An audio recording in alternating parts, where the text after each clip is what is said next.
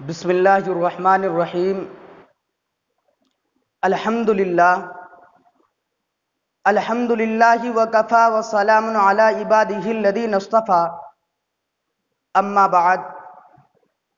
فقد قال النبی صلی اللہ علیہ وسلم: من تزوج امرأة لعزها لم يزد اللہ الا ذلا، ومن تزوجها لمالها لم يزد اللہ الا فقرا الى آخر، او کما قال علیہ الصلاۃ والسلام۔ کہ تیری رحمت برپا ہے سارے جہان میں، کہ تیری رحمت برپا ہے سارے جہان میں، دے رہا ہوں امن کو آواز تیرے ہی نام سے، اور خداوندہ میں تیرے نام سے آغاز کرتا ہوں، خداوندہ میں تیرے نام سے آغاز کرتا ہوں، تیرا بندہ ہوں تیری رحمتوں پہ ناز کرتا ہوں، اور فقط تیری مدد اور استعانت کے بھروسے پر، اور فقط تیری مدد اور استعانت کے بھروسے پر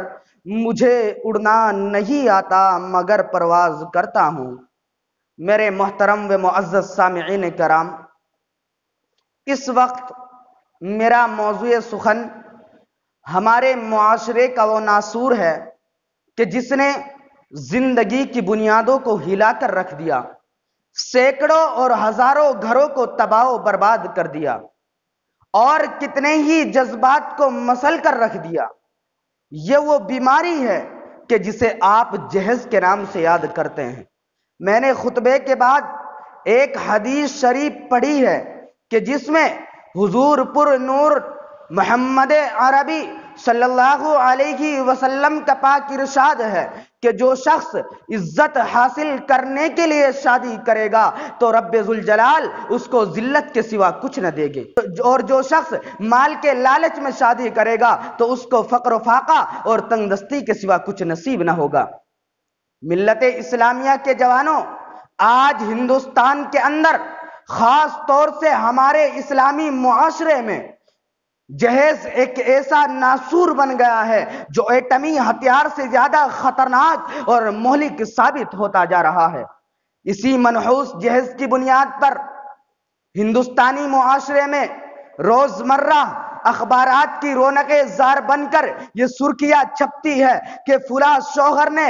مزید جہیز کا مطالبہ پورا نہ کرنے پر بیوی کو موت کے گھاٹ اتار دیا، کہ فلاں شخص نے اپنے جہیز میں اسکوٹر نہ ملنے پر اپنی بیوی کو موت کے گھاٹ اتار دیا۔ عجب ماجرا ہے حضرات، دیکھیے داماد مانگتا ہے خیرات۔ دیکھیے میرے محترم و معزز سامعین کرام، ابھی تو یہ غیر قوموں ہی کے بارے میں نظر آتا تھا، مگر افسوس صد افسوس کہ رفتہ رفتہ ہمارے اسلامی معاشرے کے اندر بھی یہ وبا پھیل چکی ہے، اور آج اخبارات کے اندر جہیز کے لیے بھیٹ چڑھنے والی کہیں فاطمہ، کہیں رضیہ، کہیں شبنم و فرزانہ اسلامی شریعت کے نام لیواؤں سے کہہ رہی ہے کہ کاش ہماری اسلامی شریعت کتابوں اور وعظوں کے بجائے عمل میں آ جاتی۔ میرے محترم دوستو، عورت رب ذوالجلال کی جانب سے عطا کردہ وہ حسین تحفہ ہے کہ جس نے انسانی زندگی کو رونائی بخشی۔ اسی عورت کے دم سے نظاروں میں خوبصورتی پیدا ہوئی۔ اسی معصوم کلی نے حضرت آدم علیہ السلام کی زندگی سے خوف و وحشت کو دور کیا، مگر ان تمام باتوں کے باوجود ظلم و ستم کی تاریخ ان پر شاہد ہے کہ اس دار فانی میں جتنے مظالم برپا ہوئے ان میں زیادہ تر صنف نازک ہی پر کیے گئے۔ اس بے رحم سماج نے عورت کو جس نظر سے دیکھا ہے وہ نہایت ہی قابل مذمت ہے۔ تاریخ عالم ان دردناک واقعات سے بھری پڑی ہے کہ کبھی حضرت مریم کو دنیا والوں نے محتم کر کے جنگلوں کی خاک چھاننے پر مجبور کیا، تو کبھی نمرود نے اپنی بیٹی کو ایمان لانے کی پاداش میں آگ میں ڈالا، تو کبھی عرب کے جاہل معاشرے نے لڑکیوں کی پیدائش کو اس قدر منحوس تصور کیا کہ ان کو پیدا ہوتے ہی ان کو زندہ درگور کر دیا جاتا تھا۔ میرے محترم اور معزز سامعین کرام، آج بھی ان معصوم دو شیزاؤں پر ظلم و ستم کے پہاڑ توڑے جا رہے ہیں۔ جبر و تشدد کی خاردار جھاڑیاں ان کی راہ میں حائل ہے۔ آج بھی ان عورتوں کے ارمانوں کا خون کیا جا رہا ہے۔ ساری دنیا پر یہ بات روزے روشن کی طرح آیا ہے کہ جس وقت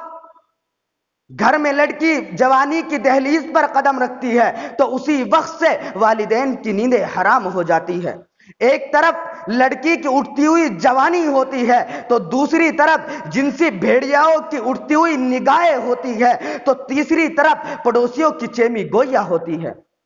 والدین جب اس گلاب کے پھول کو سجانے کے لیے جب کسی لڑکے کی تلاش میں نکلتے ہیں تو جہیز کے مطالبات ان کے ارادوں کو وہیں مسمار کر دیا جاتا ہے۔ ارے جہیز کے ٹھیکیداروں، کان کھول کر سنو، ذرا دیکھو، سید الانبیاء، تاجدار بطحا، احمد مجتبی، محمد مصطفیٰ، سرور کائنات محمد عربی صلی اللہ علیہ وسلم کی پیاری بیٹے حضرت فاطمہ رضی اللہ عنہا کا عقد مسنون کس انداز سے ہوتا ہے کہ جسم پر جو چادر ہے اس میں 16 پیوند لگے ہوئے ہیں، اور بنت رسول ہونے کے باوجود پیادہ پاشیر خدا حیدر کرار حضرت علی رضی اللہ عنہ کے گھر کی جانب روانہ ہو رہی ہے، اور جہیز میں ایک بستر، ایک چکی اور 2 مٹکے پر مشتمل مختصر سامان علی مرتضیٰ کو پیش کیا جا رہا ہے۔ اور جہیز میں ایک بستر، ایک چکی،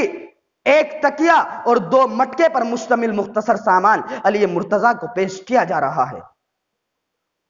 آج ہم کہتے ہیں کہ ہمارا بیٹا ڈاکٹر ہے، ہمارا بیٹا انجینئر ہے، ہمارا بیٹا پائلٹ ہے، ہمارا بیٹا ٹیلی فون آپریٹر ہے، ہمارا بیٹا گریجویٹ ہے، ہمارا بیٹا سعودی عرب میں رہتا ہے، اس لیے جہیز میں جہیز چاہیے۔ ارے اولاد پیدا کر کے جہیز کی تمنا کرنے والوں، کان کھول کر سنو کہ اگر تمہارا بیٹا ڈاکٹر ہے تو حضرت علی امیر المؤمنین تھے، اگر تمہارا بیٹا پائلٹ ہے تو حضرت علی مجاہد تھے، اگر تمہارا بیٹا انجینئر ہے تو حضرت علی خلیفہ رسول تھے، اگر تمہارا بیٹا ٹیلی فون آپریٹر ہے تو حضرت علی فاتح خیبر تھے، اگر تمہارا بیٹا گریجویٹ ہے تو حضرت علی اسد اللہ تھے، اگر تمہارا بیٹا پیکر سیاست ہے تو حضرت علی پیکر ولایت تھے۔ میرے محترم اور میرے معزز سامعین کرام، بس آئیے ہم سب مل کر یہ عہد کریں کہ ہم اس جہیز جیسی ملعون رسم کو مٹا کر دم لیں گے، یہ سنگ گرا جو حائل ہے رستے سے ہٹا کر دم لیں گے، ہم پھول بھی ہے تلوار بھی ہے باطل کو مٹا کر دم لیں گے۔ وآخر دعوانا